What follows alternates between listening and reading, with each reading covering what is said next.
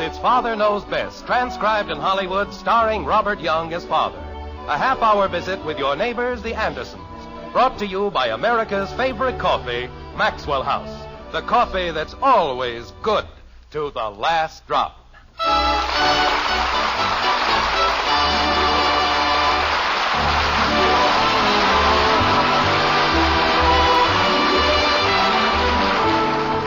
In Speaking of Children, the poet Charles M. Dickinson wrote, "They are idols of hearts and of households. They are angels of God in disguise. The sunlight still sleeps in their tresses. His glory still gleams in their eyes." Well, it seems like a pretty good bet that Mr. Dickinson never spent any appreciable time in Springfield, especially in a certain white frame house on Maple Street. If he did, it's a cinch that he never stayed for dinner, where the conversation generally goes something like this. But, Dad, I won't get my allowance until Monday, and I've only got 20 cents. That's very interesting. Kathy, stop playing with your mashed potatoes. Yes, Daddy. It isn't as if I needed a whole lot. Heck, what's 50 cents?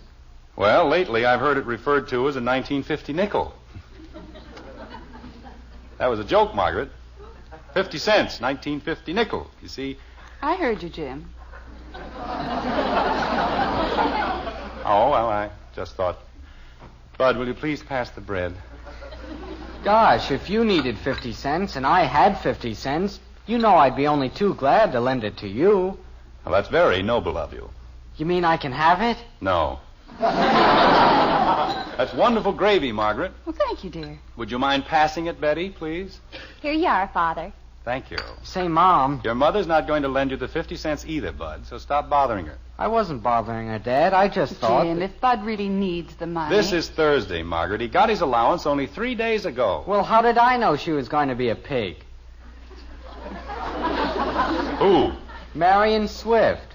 Believe me, it'll be a long time before I invite her in for another malt. All I said was, would you like a malt? And you know what she ordered? A triple-decker sandwich and a hot fudge sundae. With nuts. That is one of the unfortunate things about life, Bud. All women are born hungry. Why, Jim. Especially beautiful women. I hope she gets a stomachache. Bud. That'll teach her. Kathy, if you're quite finished with that construction job, may I suggest that you put your potatoes to the use for which they were intended? Huh? Eat your dinner. Oh. Oh, what? Okay.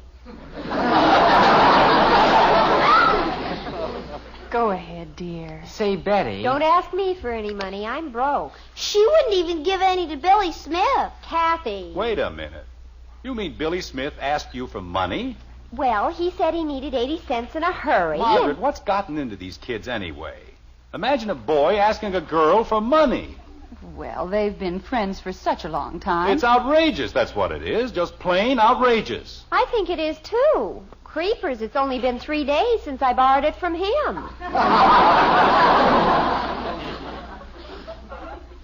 What were you saying, Jim? I was just, how are you getting along in school these days, Kathy? Oh, pretty good.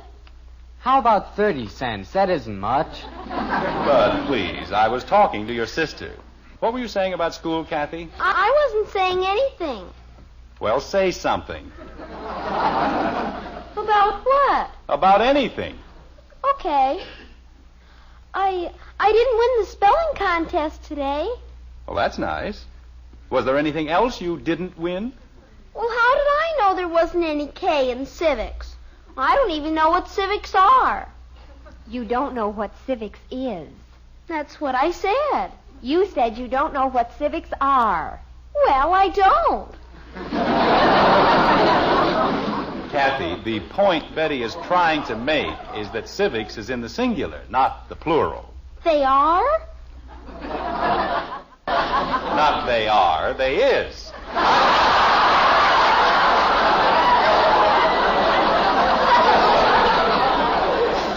I mean, it is. What is? Civics is. Kathy, civics is a noun. And there's just one civics, like Yonkers. There's only one Yonkers. What are they? Yonkers is a town. It's a place where people live. Why? Because they... Kathleen, eat your dinner. But you didn't tell me I what... said eat your dinner. Jim, I think you're being very unreasonable. Why don't you tell Kathy what she wants to know? I did tell her. I told her civics was a singular noun. What more is there to tell? You can tell her what civics are. Or is. Well, all right. Kathy, civics is, it's the, Dad. It's from the Latin, what do you call it, which means citizen. And, well, you see, Kathy, the government is divided up into certain groups and, certain other groups. Dad. Now, the government has a certain responsibility to the people. And the people have a certain responsibility to the government, which is the way it should be, isn't it? Dad. Bud, will you please keep still? I'm trying to explain civics to Kathy. Civics is that department of political science dealing with the rights of citizenship and the duties of citizens. Which is exactly what I just finished saying. Isn't it, Betty? Word for word.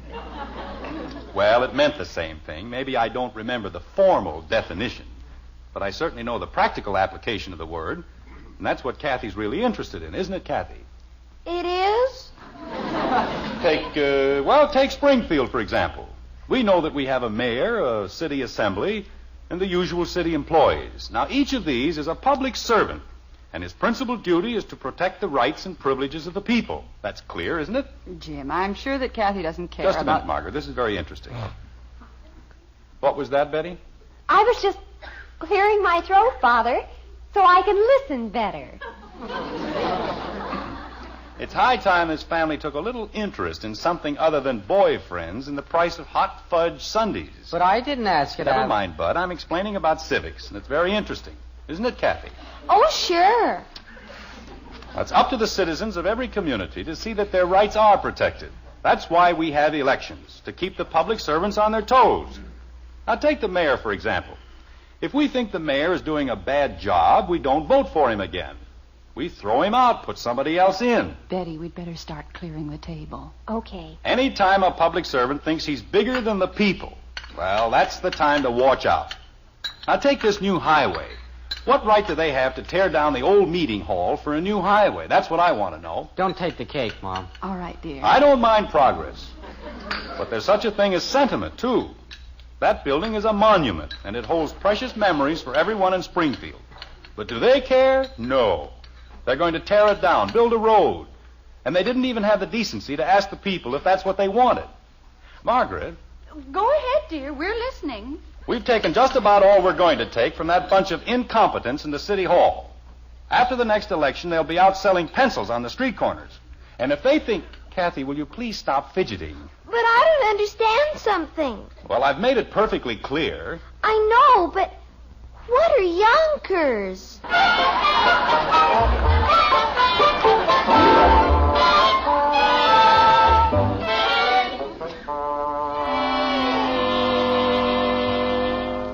For crying out loud, Kathy, you can trust me, can't you? You said you'd give it back to me on Monday, and this is Monday. But you don't need the quarter. I do, too. Look, Kathy, why don't you just let me pay you the interest? I want my quarter. And next Monday, I'll give you the quarter and another nickel for interest. I want my quarter. Of all the stubborn... It's Daddy. Now we'll see about... Wait a minute. Daddy! Hello, sweetheart. Here's your quarter. How about the interest? And another nickel, miser. Thank you, Bud. Well, what's going on in here? Oh, not a thing, Dad. If he's trying to borrow money, look out for him, Kathy. He's a slick one. Oh, sure. You have to worry about her. Jim, I'll be right in, honey. there's a letter for you next to the phone. Oh, yes, I see it. Well, now, what do you suppose the mayor wants? Maybe he wants you to help him with something. Received your... Impertinence. What in the name of... Margaret! Anything wrong, Dad? I've never heard of anything... Margaret! I'm coming, Jim. Margaret, this is the most ridiculous thing I've ever heard. Just a moment, dear. Betty, Yes, Mother? be sure the peas don't boil over. Okay. How can you worry about peas at a time like this? I've been ordered to appear in the mayor's office tomorrow afternoon. You've been ordered? Yes, ordered. To explain the impertinence in my letter. What letter? I don't know. I didn't write any letter. Daddy, What is it, Kathy? maybe he means my letter. You mean you wrote a letter to the mayor? Well, you said he had no right to tear down the meeting hall without asking you. Oh, dear. Bud, tell Betty to turn the light off under the peas. We'll probably be quite a while. Okay, Mom. Kathy, why do you do things like that? Well, I just said what you said. I don't care what you said or I said. Little girls don't write letters to the mayor. It isn't done. Why? Because he's a busy man. He's got too many other things on his mind. But you said he shouldn't build the road. I know what I said, and I still say... Jim, I'm sure you can straighten the whole thing out. Can't you? I don't know. Why does he address it to me in the first place? I didn't write the letter. Daddy. If he wants me to speak to Kathy, I'll be glad to. The way he talks, you'd think I wrote it. Daddy. Yes, Kathleen. Do mayors pay any attention to little girls? Of course not. They don't even have time to pay attention to big girls. That's what I thought. What do you mean, that's what you thought? Well, after I wrote the letter, I figured maybe if he found out I was only 9 years old, he wouldn't pay any attention to it. So? So, I signed your name. Oh, no.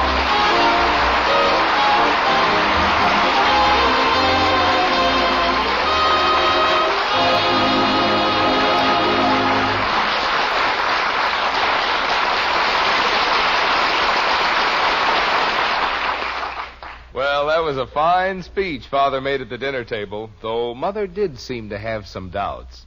And yet there are some things every woman loves to hear at her dinner table.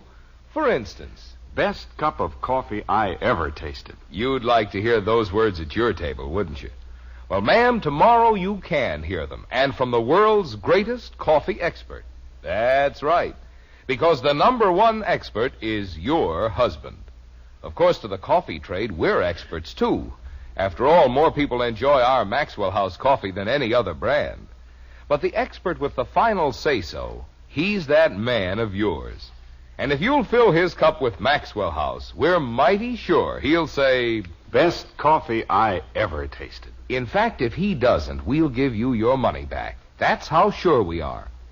You see, we know no coffee tastes like Maxwell House because no coffee's made like Maxwell House. That famous good to the last drop flavor comes from just one thing, our recipe. A recipe demanding certain fine coffees blended just so. And only Maxwell House has that recipe. So get a pound of Maxwell House tomorrow. Serve it to your husband. If he doesn't say, best coffee ever, why, just send us the can and unused portion, and we'll gladly refund the price you paid. Our address is right on every familiar blue tin. Tomorrow, see how much your husband, the world's greatest coffee expert, enjoys Maxwell House coffee. Always good to the last drop.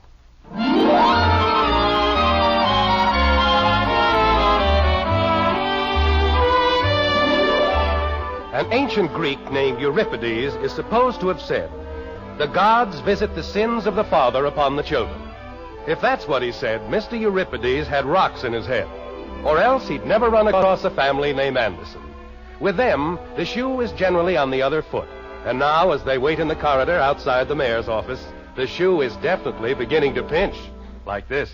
Jim, the entire idea is completely ridiculous. It is no such thing. Making us drop everything we were doing just to come down here and sit. Margaret, if he sees me in the bosom of my family... Yes?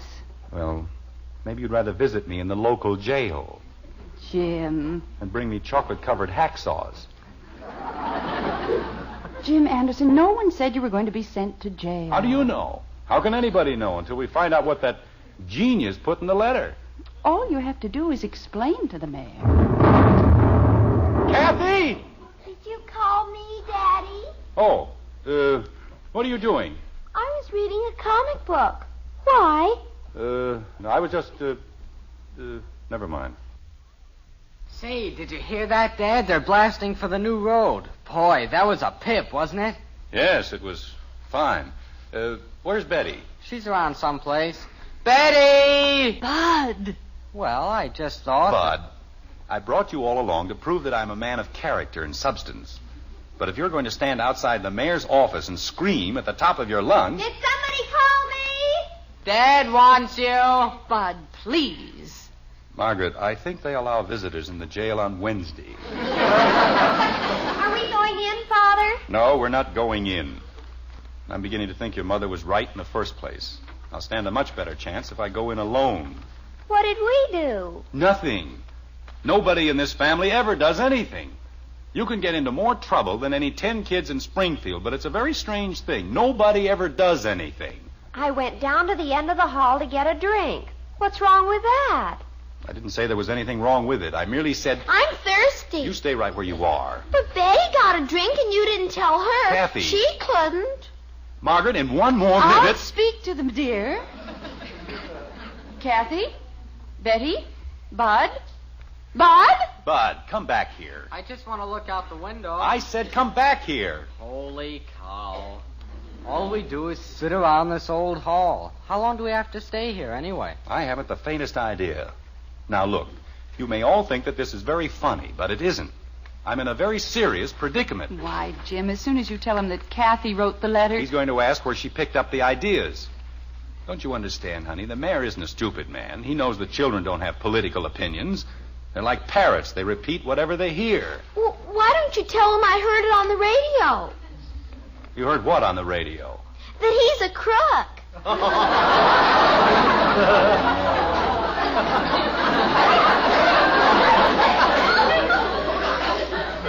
Kathy, you didn't tell the mayor. Oh, but Daddy said... I never said he was a crook. You didn't? No. I may have said a lot of things, but I never said that he was a crook. Well, I did. Margaret. Mr. Anderson, Yes? the mayor will see you now. Thank you very much. Jim, dear, everything's going to be all right. The condemned man ate a hearty breakfast. Well, let's go. Father. Please, Betty, let's not say a word. Not even if he asks us something? Nobody's going to ask you anything. Just try to look human. This way, please. Are you sure you didn't say he was a crook? Kathy. Well, somebody did. I think. That's the trouble with this family. Too many people try to think. Your Honor, Yes? James Anderson and family. Oh, come in. Come right in. Your Honor. Well, this is a very pleasant surprise. I hadn't anticipated 5 Andersons. You see, Your Honor. That will be all, Bill. Thank you. Yes, sir. Well, now shall we all sit down and be comfortable? Oh, well, thank you, Your Honor. You're very kind. All right, children. Your Honor. Your Honor, my father's a wonderful man. Bud. And every time he's been arrested, it hasn't been his fault.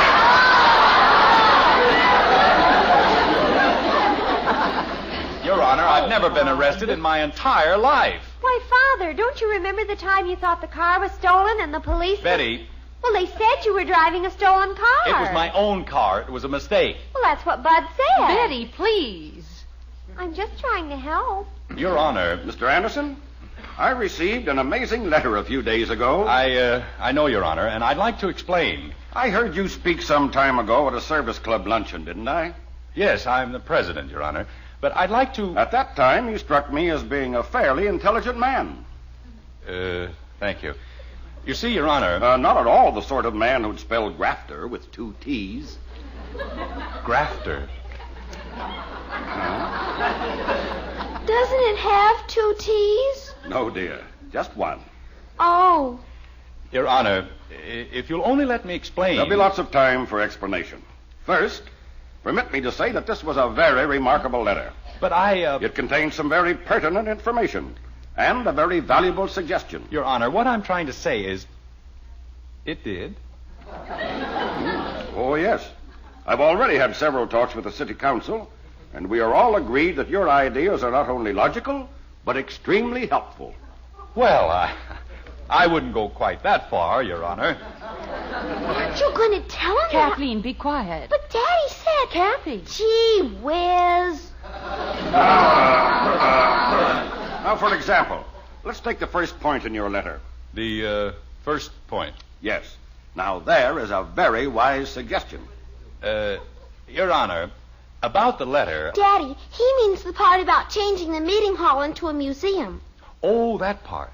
Well, it was merely... Outside of the miserable spelling, the atrocious punctuation, and the weirdest grammar I have ever encountered, the point was very well made. Your Honor, what my husband has been trying to say... Of course, the letter was obviously written by a child. How does he know that? And I'm quite sure I know which child. Well... You see, dear, there was no need to be upset. The suggestions about the museum and the park to contain it are reflections of definitely adult thinking. Well, it was just... And so was the impertinence. But, Your Honor... If you think I'm a crook, say so. Don't hide behind your children's skirts. I never said you were a crook. Never. I merely said that you were incompetent. Well, what I meant... Oh, you did you? Well, Your Honor... That's what it was. He said you were incompetent, and you ought to be out selling pencils. Kathy!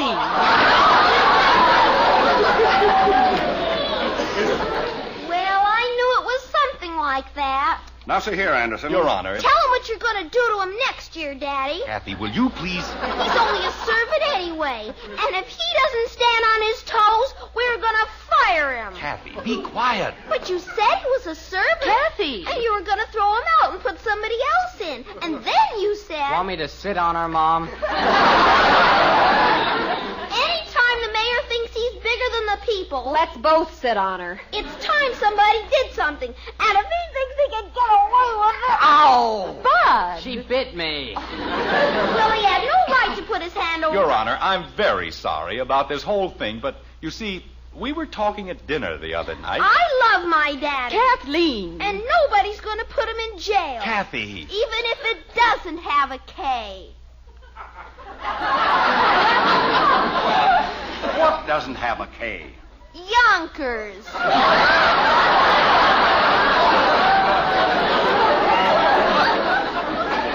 I'm beginning to be slightly confused. Well, with my family, that's an occupational hazard. We've confused more people to the square inch than any 10 families in town. But I'd still like to explain. There's only one thing I want you to explain. Why didn't you write this letter? What? You obviously had a great deal to say. Why didn't you say it to me? Well, Your Honor, I wouldn't presume Presume my foot. Your Honor! That's what I said, my foot. People vote for you, expect you to do a job for them, and then what do? Nothing. But we didn't think it was our place to... Well, whose place did you think it was? How can we do anything for you if you don't tell us what you want done? Well, you were elected on a certain platform. And I've held to it. You wanted a progressive administration, and you've had it. Yeah, we didn't want you to tear Springfield apart. Then say so. Don't tell your children. Tell us. Go ahead and tell him, Pop. Well, go ahead. All right. What do you want to know? Why don't you like the new road? I do. It's just that, well, when I was a boy, I played on the steps of the old meeting hall. So did my father when he was a boy. You're tearing down more than just a building. You're destroying a whole page of Springfield's memory. And you suggest that we turn it into a museum instead. Is that it? Well, I thought you could move it a few blocks. There's a lot of vacant land east of the old meeting hall. And build a small park around it. Something like that. Do you have any idea of the cost? No, but the people... Do you think the people would stand still for a bond issue to finance it? I think so. After all, if it's part of Springfield tradition... All right. Then we'll do something about it. Excuse me. Bill. Yes, sir? Call the papers. I want a special press conference in my office at 5 o'clock. Yes, sir. Tell them it's about starting a campaign to save the old meeting hall for some of our sentimental citizens. Yes, sir. Now, is there anything else? Well, our school gets out awful late. Kathy! Your Honor... Do you still think I'm a crook and a grafter? I never said that, Your Honor. I merely said that you were... Incompetent. Kathy, when we get home, remind me... Anderson, we're here to do a job as best we know how. And it's up to you to see that we do it. Or you'll be out selling pencils. Kathleen, please. Well, Daddy, said. Your Honor, all I ever said... You said you'd vote me out of office, didn't you? Well, yes, but... Why don't you give me a chance? If you don't like what I'm doing, tell me. Don't let me find out about it at the polls. Then it's too late. Your Honor, I merely said... We want to do our job for you in the best possible manner. But we aren't mind readers. You've got to tell us when we're off on the wrong foot. Well, if you'll just... There's only one thing wrong with you, Anderson, and it's the same thing that's wrong with most of the people in this country. What you need is a good lesson in civics.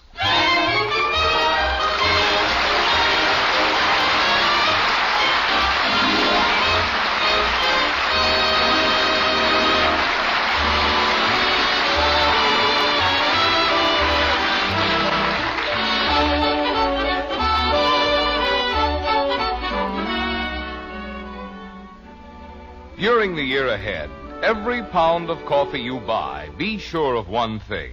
Be sure that you get the most in flavor for your money. And that's something the world's greatest coffee expert can help you find. Your husband. He's the expert we mean. Just serve him a cup of Maxwell House coffee.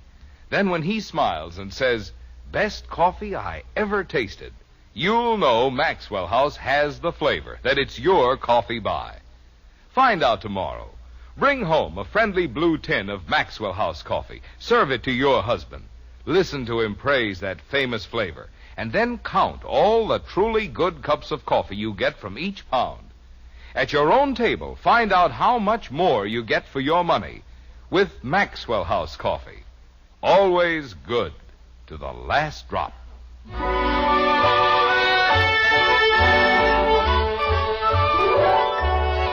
Time goes by as time has a habit of doing. And once again, it's the dinner hour in the white frame house on Maple Street. Considering that it's the Andersons, things are pretty calm. Well, for the moment at any rate. Like this. Let me see. Bread, butter, cream. Betty! Yes, Mother? You'd better bring in some more spoons, dear. Okay. Dinner about ready, honey? Just about. Come on, Bud. Let's go upstairs and wash. You bet. Say, Dad, you don't suppose they'll put our pictures in the paper, do you? Why should they? Well, I mean, after all the mayor said about the park... Bud, I'm perfectly happy just staying out of jail. Hi, everybody. Kathy, where on earth have you been? I was out. Why, is dinner ready? Young lady, when you know it's dinner time, why don't you stay where we can find you? But I had to go down to the corner. What for? I had to mail a letter to the president. Oh, no.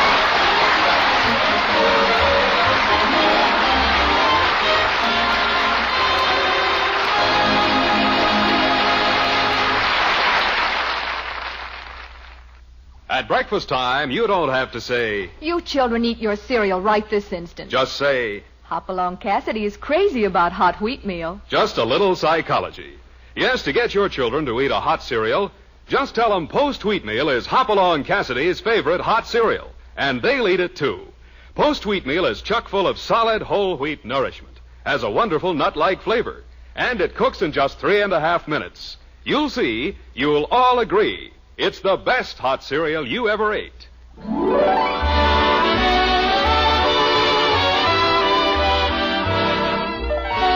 Join us again next week when we'll be back with Father Knows Best, starring Robert Young as Jim Anderson, with Roy Bargy and the Maxwell House Orchestra, and yours truly, Bill Foreman.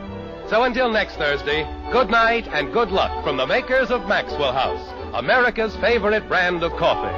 Always good to the last drop. Father Knows Best was transcribed in Hollywood and written by Ed James.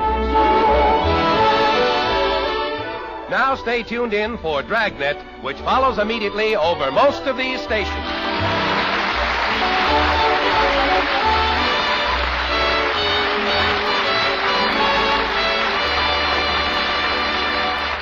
Jack Webb and Dragnet. Good listening next on